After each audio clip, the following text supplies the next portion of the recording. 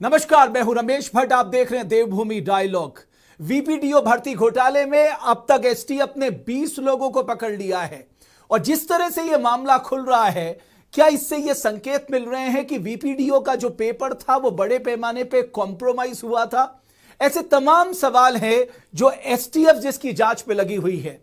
और मेरे साथ देवभूमि डायलॉग के मंच पे जुड़ रहे हैं director general of police Uttarakhand Ashok Kumar ji. बहुत बहुत स्वागत है देवभूमि डायलॉग से जुड़ने के लिए। मेरा पहला सवाल आपसे है कि क्या अभी तक की जो इंटेंसिटी जांच की दिख रही है, जितने बड़े पैमाने पे लोग अब तक पकड़े गए हैं, क्या यह माना जाए कि बड़े पैमाने पर शुरुआती तौर पे यह पेपर कॉम्प्रोमाइज हुआ है? देखिए रमेश जी, अभी तक की जांच में कम से कम इतना हमारे पास आ गया। जैसे शुरुआती दौर में जब मैंने प्रेस की थी तो 50 लोगों का नाम लिया था। ठीक है कि जी। कम से कम 50 लोगों ने इसमें पेपर लीक का फायदा उठाया है। अब हमारा अनुमान 200 प्लस पे है कि कम से कम 200 लोगों ने इस पेपर लीक का फायदा उठाया या उसके थ्रू सिलेक्ट हुए हैं। आप जानते ही हैं कि जो सिलेक्शन हुआ है इसमें 1,60,000 अभ्यर्थी थे और 900 प्लस लोगों का सिलेक्शन हुआ है। तो मैं, क्योंकि जांच अभी जारी है, विवेचना अभी जारी है, अभी क्लोज नहीं हुई है, और भी आगे तथ्य आ सकते हैं, तो इसलिए मैं अभी इस स्टेज पे ये नहीं कह सकता कि इससे आगे कितना और बचा होगा। हो सकता है 200 से कुछ ही आगे जाए और हो सकता है बहुत ज्यादा आगे चला जाए, पर कम से कम 200 लोग ये आप मान सकते हैं, उतना तो इसमें उन्होंने इस पेपर लीक पेपर का फायदा उठाया है। सर, मैं एक और जानना चाहता हूं। अभी तक जो बात सामने आई है, इंटरस्टेट बात सामने आ रही है, यूपी में रह रहे लोगों का इन्वॉल्वमेंट इसमें सामने आ रहा है। क्या उत्तर प्रदेश तक ही सीमित है या बाकी राज्यों से भी इन लोगों के तार जुड़े हैं? कुछ शुरुआती तौर पे इस तरह की बात सामने आई है? देखिए अभी तक तो आपको पता ही है, लखनऊ से हमने अरेस्ट किया था और अब दूसरा बिजनौर डिस्ट्रिक्ट से भी हुआ है। तो मतलब उस बिजनौर से जुड़ा हुआ है। तो अभी तक मेरे को तीसरे स्टेट का आइडिया नहीं है। परंतु जैसा मैंने कहा, जांच अभी चल रही है और वो आगे कहीं भी जा सकती है। आपको लगता है कि ये जो जिसको बार बार कहा जा रहा है मास्टरमाइंड जो है वो पकड़ में आ गया, या आपको लगता है कि ये बड़ा प्रीमेच्योर होगा इस समय ये डिसाइड करना कि मास्टरमाइंड कौन है करके?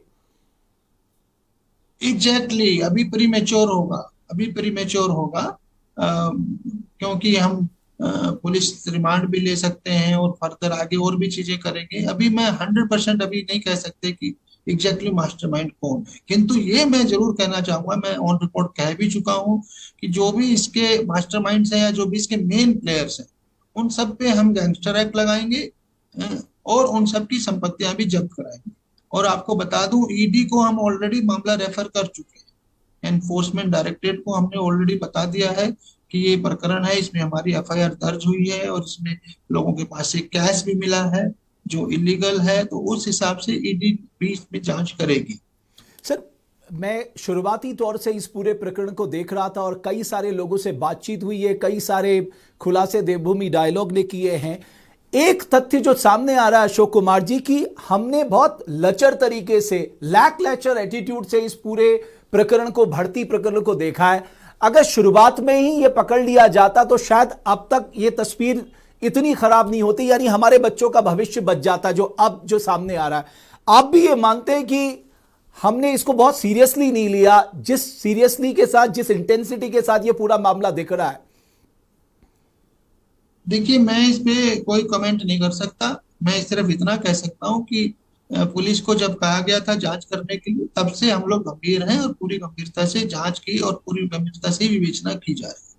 और पॉलिटिकली गो फ्री हैंड है आपके पास कि कोई भी हो, कितना भी बड़ा क्यों ना हो, किसी को बख्शना नहीं है?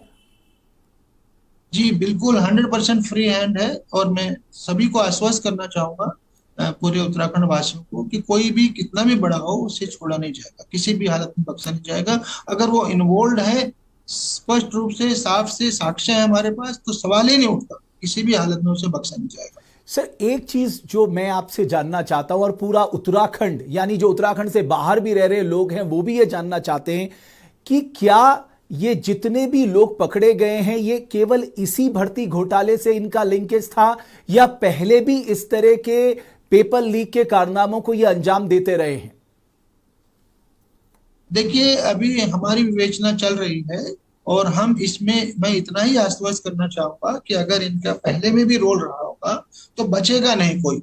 उसको भी हम जनता के सामने साफ और स्पष्ट रूप से, पारदर्शी रूप से जनता के सामने रखेंगे। वो विश्वास रखें, हमारी एसटीएफ की टीम बहुत अच्छा कर रही है, और उसको 100% पारदर्शिता, सबके सामने पारदर्शिता से सब कुछ लाया जाएगा। सर, जो लोग आयोग में रहे हैं, चाहे वो चेयरमैन हो, चाहे वो सेक्रेटरी हो, चाहे वो एग्जाम कंट्रोलर हो, या चाहे उसके मेंबर्स हो, आपको लगता है कि उनकी भूमिका की भी जांच होगी? क्योंकि ये भी बार बार मांग उठ रही है कि साहब इनकी भूमिका की जांच होनी चाहिए।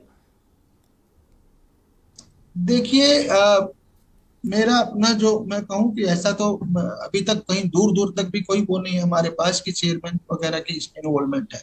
किंतु कुछ कर्मचारियों को हमने जांच के दायरे में लिया है, और एक आध लोगों का ऐसा भी है कि वो हमारे जांच के दायरे में है। अब उसमें ये डिसाइड करना है कि वो उनकी डिपार्टमेंटल लापरवाही है या उनका क्रिमिनल इन्वॉल्वमेंट है। आप समझ रहे हैं? क्योंकि क्रिमिनल इन्वॉल्वमेंट अलग होता है, डिपार्टमेंटल लापरवाही अलग होती है। तो उसको हम डिसाइड कर रहे हैं, हमारी सर, टीम, हम मीन मतलब हमारी एसटीएफ जो विवेचना करके उसको वो और गहराई में जाता है।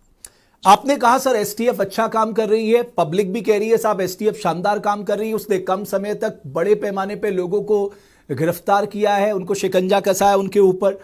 बट सर, मैं ज्यादातर जो कानून को जानते हैं, कानून के जानकारों से बात कर रहा था कि क्या ये मामला कोर्ट में टिक पाएगा? क्या एसटीएफ इस तरह से तैयारी कर रही है कि साहब कल के दिन कोर्ट पे ये मामला टिक पाए? कहीं जो पहले का जो मामला सामने आया था उसकी तरह ये मामला खारिज ना हो जाए और फिर से वो लोग बच निकले। देखिए, रमेश जी, तो बताना चाहूंगा, पिछले वाला मामला जो था, हमने उत्तराखंड पुलिस ने ही उसे पकड़ा था, उसका कहीं से कंप्लेंट किसी ने नहीं आया था। हम ही ने उसको रंगे हाथों ब्लूटूथ के माध्यम से नकल करते हुए पकड़ा था। यस, ये आपकी बात सही है कि वो हाई कोर्ट से, ऑनरेबल हाई कोर्ट से खारिज हो गया। हम पूरा कोशिश कर रहे हैं, हम बात कर रहे हैं, एसटीएफ को भी हमने डायरेक्शन दिया है कि ऐसे साक्ष्य ढूंढने, ऐसे वो ढूंढने की जो है मामला कोर्ट में आखिरी तक स्टैंड कर सके। हमारा बेस्ट एफर्ट्स होगा, बाकी तो निर्णय तो माननीय न्यायालय को करना होता है। हमारा बेस्ट एफर्ट्स होगा कि कोई किसी तरह का उसमें लूज एंड न रहे। सर, कल मैं जो 2014-16 के बाद जो मेंबर्स रहे हैं यूके ट्रिपल एससी के, उनसे बात कर रहा था, mister Chandra and mister Bhasoda से। They are ex member of that UK triple SC. उनका यह कहना था कि उन्होंने शासन को भी लिखा 2016 में जब ग्राम विकास भर्ती की ग्राम विकास अधिकारी भर्ती प्रकरण हुआ था, उसके बाद री एग्जाम किया गया क्योंकि, लेकिन सर उसमें एक फॉरेंसिक रिपोर्ट आई थी जिसमें यह कहा गया था कि ओएमआर शीट के साथ बहुत बार छेड़छाड़ हुई है। बाद में मैंने सुना कि वो विजिलेंस को दे दी गई, लेकिन उसके बाद उस ओएमआर शीट जिन्होंने छेड़छाड़ की, वो उस रिपोर्ट का क्या हुआ, विजिलेंस कहां तक पहुंची, इस बारे में कोई जानकारी नहीं है सर। देखिए, विजिलेंस जांच के बारे में तो मैं टिप्पणी नहीं कर सकता, क्योंकि ये मेरे नॉलेज में है कि एक विजिलेंस जांच है, तो वो विजिलेंस विभाग ही बता पाएगा, वो पुलिस के अंडर में नहीं आता है। किंतु इसके अलावा भी हमारे एक दो केसेस दर्ज थे, वो मुझे याद आ रहा है, और उसमें हमने अरेस्टिंग किया है, उसमें हमने अरेस्टिंग किया है। मैं एग्जैक्ट डिटेल मुझे अभी याद नहीं है। ये मैं पिछले 2 साल में ये मेरे को रुद्रपुर और रायपुर में शायद दर्ज है, 2 केसेस दर्ज है। मैं एग्जैक्ट मुझे डिटेल इस टाइम याद नहीं, मैं उनका भी पता करूँ। सर, इस प्रकरण के बाद जो बातें सामने आ रही हैं कि कुछ ऐसे इलाके हैं जो इन लोगों के लिए बड़े सेफ हेवन बने हुए थे, जैसे मोरी का एक इलाका है, और एक मैं देख रहा था काशीपुर का एक ऐसी जगह है जहां से ज्यादातर लोगों की भर्तियां हुई हैं। आपको लगता है कि साहब ये एक बहुत बड़ा नेक्सस और बहुत लंबे समय से काम कर रहा था? बिकॉज कुछ पर्टिकुलर एरिया से बहुत ज्यादा भर्तियां हुई हैं और ये बिना नकल के संभव नहीं है। बिल्कुल बिल्कुल संभव है, आप जो कह रहे हैं। इवन जो 2020 में हमने ब्लूटूथ वाला पकड़ा था, वो कहीं ना कहीं हरिद्वार रुड़की बेल्ट का था ना, तो संभव है कि कुछ पॉकेट्स में इस तरह के लोग रहे हों, और ये संभव है कि वो पहले से ये काम कर। सर, एक और जो धर्म संकट यहां पर मैं देख रहा हूं और खासकर उत्तराखंड के युवाओं के सामने है, वो धर्म संकट ये है कि एक तबका कह रहा है कि साहब इस पेपर को खारिज किया जाए, री एग्जाम किया जाए, क्योंकि ये बहुत बड़े पैमाने पे कॉम्प्रोमाइज हुआ है।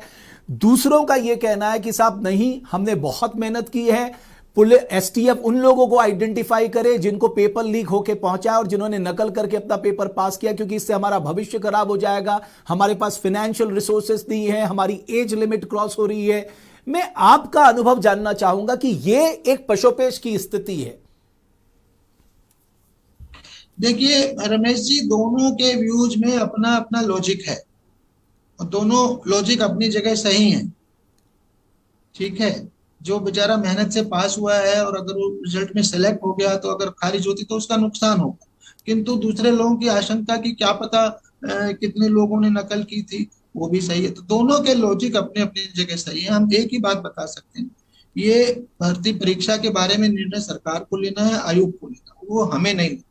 पर हम विवेचना जब खत्म होगी, अभी तो चल रही है, बहुत कम समय हुआ है, जब विवेचना खत्म होगी उस स्टेज पे ये जरूर बता देंगे कि इसमें कितने लोग इन्वॉल्व थे और क्या कोई रह तो नहीं गया है। संभावना तो नहीं है, मतलब या तो हम 100% श्योर शॉट हो जाए कि ये 250 लोग थे या 200 थे या 300 थे, और या हम ये कहें कि नहीं हमें डाउट है और भी बच सकते हैं। तो ये जो भी स्टेटस होगा हम एग्जैक्टली एक प्रॉपर रिपोर्ट जो है आयोग को दे देंगे, निर्णय आयोग को और सरकार को ले। सर, पुलिस की क्रेडिबिलिटी भी, या साख में कहूंगा, बहुत हद तक इस मामले से जुड़ी हुई है, क्योंकि पिछले कुछ मामलों में पुलिसिंग का रोल भी कई बार क्वेश्चन हुआ है। आप इंश्योर करेंगे कि इस बार यह मामला कंक्लूजन तक पहुंचे कि ऐसे लोग जो उत्तराखंड के युवाओं का भविष्य खराब कर रहे हैं, ऐसे लोग जो पहुंच और पैसे के दम पर इस तरह के सिस्टम में घुस रहे हैं और सिस्टम को तबाह कर रहे हैं, वो लॉजिकल कंक्लूजन तक पहुंचे, यानी उन्हें सजा हो साहब? देखिए, मैं आपको एक ही चीज के प्रति आश्वस्त कर सकता हूं कि हमारी एसटीएफ की जांच 100% निष्पक्ष और पारदर्शी ढंग से हो रही है और पुलिस ने हमेशा सही किया। जैसे मैंने कहा, 2020 का घोटाला पुलिस ने स्वयं पकड़ा था, रंगे हाथों हमने ब्लूटूथ से नकल करते हुए लोग पकड़े थे, वो भी पुलिस की उपलब्धि है। और अगर कहीं कोई भी किसी भी तरह के सवाल है, उन सबको हम देखेंगे और जनता के सामने पूरा 100% सच पारदर्शिता से रख देंगे। पर सर, कुछ ऐसे लोग थे जिनका नाम तब भी आया था, आज भी उनका नाम है। आप रिविजिट करेंगे उस विवेचना में भी कि साहब कहीं खामी तो नहीं रह गई थी उस विवेचना में, कि ऐसे लोग जो हमें जरूरत लगेगी तो कर सकते हैं। सर, अब एक मुद्दा आ रहा है फोटोग्राफ इशू का, और बहुत सारे मैं देख रहा था कि सोशल मीडिया में एक बहुत बड़ा चर्चा का विषय बना हुआ है कि कुछ ऐसे लोग पकड़े गए जिनके साथ फोटोग्राफ्स हैं और बड़े बड़े लोगों के फोटोग्राफ्स हैं, और वो इन फोटोग्राफ के जरिए अपना माहौल तैयार करता था। आपको लगता है कि यह कोई मुद्दा नहीं होने जा रहा? हालांकि आपने अपनी ओर से संदेश देने की कोशिश की थी कि साहब कितना भी हाई प्रोफाइल हो या फोटो खिंचाने से कोई अपराधी बच नहीं सकता। क्या आप इंश्योर करेंगे देवभूमि उत्तराखंड की जनता को कि इससे कोई फर्क नहीं पड़ता? पब्लिक डोमेन में 50 लोग मिलते हैं, 50 फोटो खिंचाते हैं, लेकिन उससे उनके गुनाह कम नहीं होते। बिल्कुल, मैं अपनी बात पे स्टैंड करता हूं, और जैसा कि हम उस पे देखें, मतलब पीछे मुड़ करके देखें तो जरूर ये संभव है कि जो अपराधी किस्म के लोग हैं वो ये प्लान ढंग से फोटो खिंचवाते हो। देखिए, आमतौर पे पब्लिक फिगर पब्लिक में जाते हैं, 50 लोग आसपास रहते हैं, फोटो खिंचवा लेते हैं, और उनमें से अधिकांश की मंशा गलत भी नहीं होती। वो खाली इसलिए कि भाई एक बड़ी फिगर हमारे बीच में आई है तो उसके फोटो खिंचवा लिया अपने कमरे में लगाने के लिए। किंतु जिस तरह से यहाँ पीछे मुड़ के देखने में लग रहा है कि कुछ लोग जो अंदर से अपराधी हैं, उनको तो पता ही है वो अपराधी है, तो वो जानबूझ करके भी ये फोटो खिंचवाने के अपॉर्चुनिटी ढूंढते होंगे, जिससे फोटो खिंचवा करके लोगों को बताएं, मीडिया पे दिखाएं, लोग ऐसा इंप्रेशन फैलाएं कि वो बड़े हाईली कनेक्टेड है। दे मे नॉट बी, वो खाली उनसे जानकर पहचान भी ना हो, बिल्कुल बस फोटो खिंचवा लिया कहीं से और उसको लगा दिया, तो वो उसको बचाने में कोई काम नहीं आएगा, किसी भी रूप में काम नहीं आएगा, और जान पहचान भी काम नहीं आएगी। फोटो खिंचवाना एक बात, जान पहचान दूसरी बात। अगर वो अपराधी है तो है, और हमारे शिकंजे से नहीं बच पाएगा, यही मैं आश्वस्त कर सकता हूं। सर, आप लोगों के लिए क्या जांच में एक धर्म संकट निकल कर आ रहा है कि ऐसे लोग भी आ रहे हैं सामने जिनके पहले के भर्ती में भी जिनकी इन्वॉल्वमेंट है? तो अगर ये पूरा मामला खुलता है तो एक तरह का पिटारा है, अगर ये पिटारा खुलता है तो इससे भूचाल आ जाएगा एक तरह से देखे उत्तराखंड में। मैंने आपको कहा, हमारी एसटीएफ सारी जांच कर रही है, जो होगा सब कुछ पारदर्शिता से पब्लिक के सामने रखें। सर, अब मैं दूसरे मुद्दों पे आता हूं।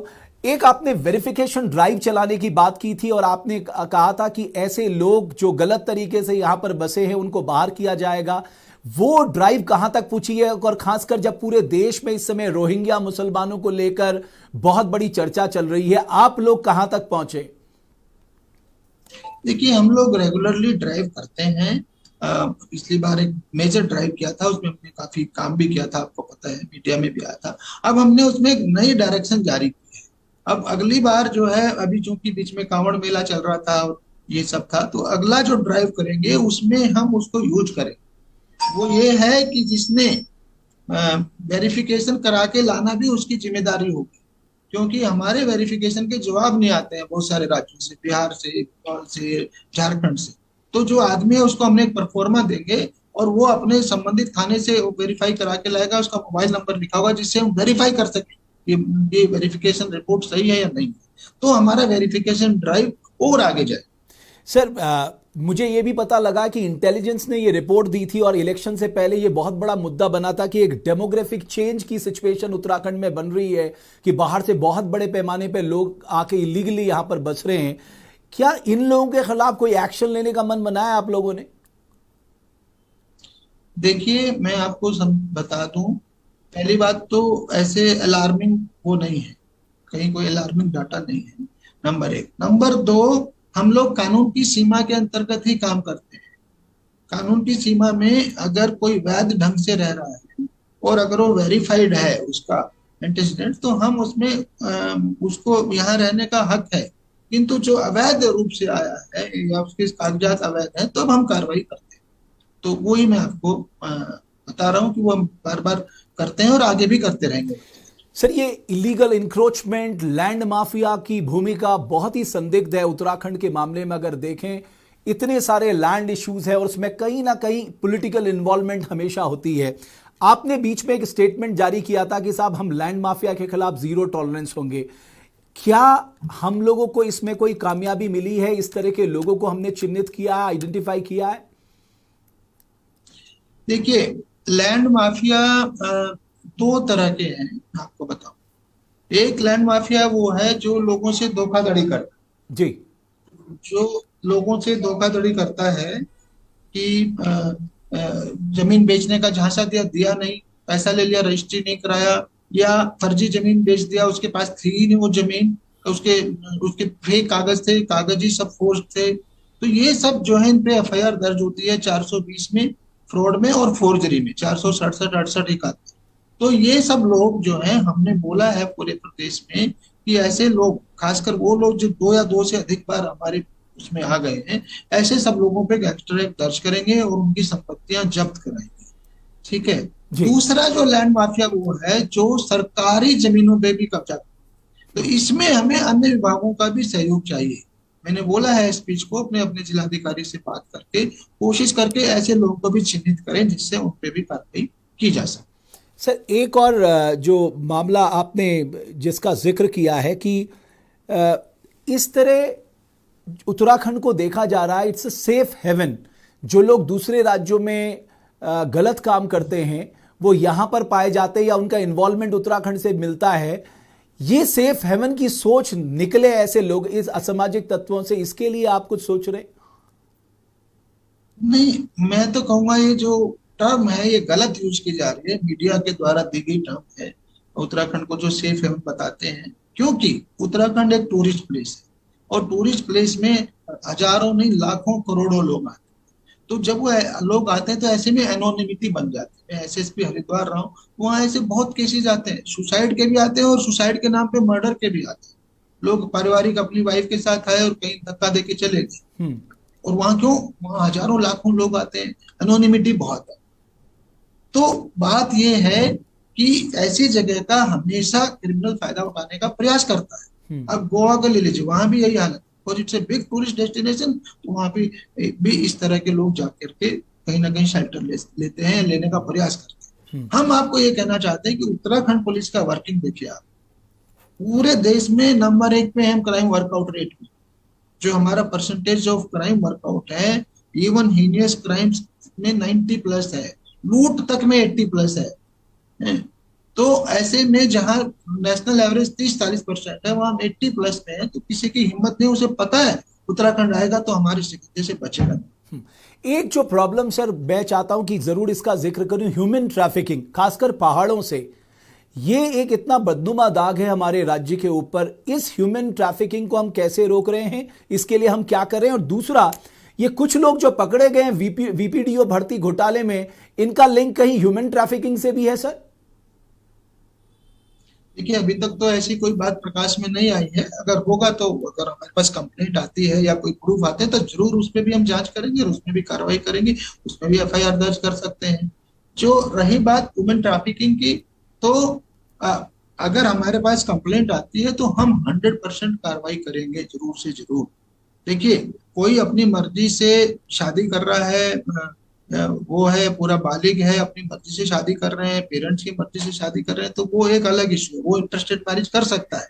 किंतु अगर किसी को पैसे से बेचा जा रहा है, खरीदा जा रहा है, तो ये सब क्राइम है और ये सब हमको रिपोर्ट करेंगे लोग, बताएंगे, तो जरूर से जरूर कार्रवाई होगी। हमारी इसमें भी जीरो टॉलरेंस की पॉलिसी है।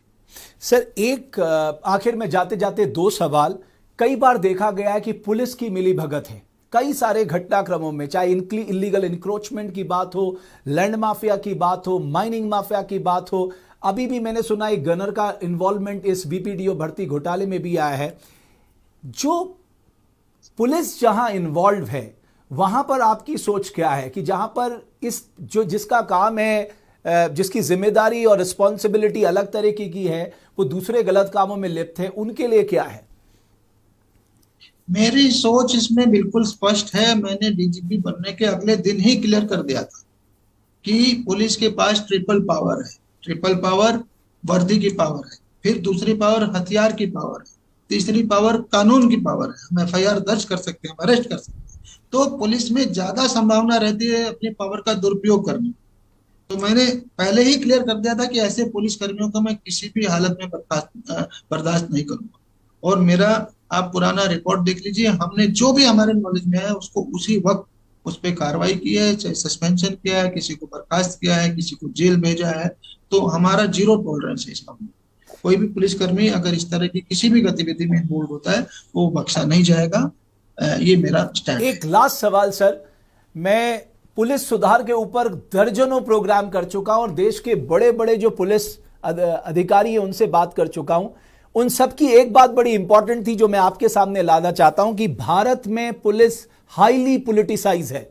यानी अगर पॉलिटिकल मास्टर जिस तरह से चाहता है, पुलिस उसी तरह से काम करती है। मैं सिर्फ आपसे उत्तराखंड के बेहाब पे एक सवाल पूछना चाहता हूं। इस भर्ती प्रकरण में अगर जरूरत पड़ी तो आप वो लक्ष्मण रेखा उस लक्ष्मण रेखा को लांघने के लिए तैयार हैं जहां पर उत्तराखंड के युवाओं के भविष्य को चुनौती दी जाती है, या ऐसे लोगों को आप किसी भी कीमत पर नहीं छोड़ेंगे जिन लोगों ने गड़बड़ की है, चाहे वो कितने भी बड़े क्यों ना हो, कितने बड़े लिंक क्यों ना हो, या खुद बड़े पॉलिटिशियंस क्यों ना हो? देखिए, मैं पहले भी स्पष्ट कर चुका हूं, दो बातें, दोनों इसको समझ लें। नंबर एक, हम पे किसी तरह का कोई दबाव नहीं है, और नंबर दो, हम किसी को भी नहीं बख्शेंगे, किसी को भी नहीं छोड़ेंगे, चाहे वो कितना ही हाईली कनेक्टेड। चलिए, बहुत धन्यवाद अशोक कुमार जी, देवभूमि डायलॉग से जुड़ने के लिए। Director general of police Ashok Kumar ji का कहना है कि वीपीडीओ भर्ती घोटाले में किसी को भी बख्शा नहीं जाएगा। उनकी एसटीएफ जो है वो हर पहलू पे काम कर रही है और जो भी एंगल आएंगे जांच के उस पर वो कार्रवाई करेंगे। लेकिन जो बड़ी बात उन्होंने कही है, 200 से ज्यादा लोगों ने नकल की है और उनका चयन हुआ है वीपीडीओ भर्ती घोटाले में, बीपीडीओ भर्ती में उनका चयन हुआ है। यह अपने आप में एक चौंकाने वाली खबर है। और दूसरी बड़ी खबर, इन्फोर्समेंट डायरेक्टरेट भी इसमें जांच करेगी कि जो मनी ट्रेल है वो किसके पास कितना पैसा पहुंचा है। बहरहाल, मैंने जैसा आपसे कहा है कि इस बड़ी खबर पर, इसके हर पहलू पर हम काम करेंगे, क्योंकि यह देवभूमि से जुड़ा मुद्दा है और हमारे उत्तराखंड के युवाओं से जुड़ा मुद्दा है। बहुत बहुत धन्यवाद आप सभी का।